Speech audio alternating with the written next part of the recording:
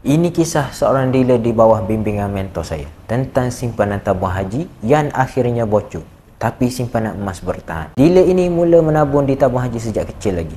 Setiap kali dapat duit raya akan diserah pada ibu ayah untuk dimasukkan ke akaun tabung haji.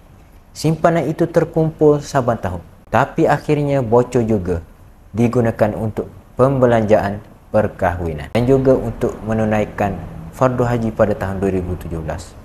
Bila ditimpa krisis keuangan, duit tabung haji itulah juga yang ditarik keluar. Sampailah tahun 2016, beliau mula menabung emas di public gold. Dan hari ini simpanan emasnya berkali ganda lebih besar berbanding simpanan tunai. Kenapa? Sebab emas jauh lebih susah nak bocor. Itulah kisah dealer yang mentor saya kongsikan.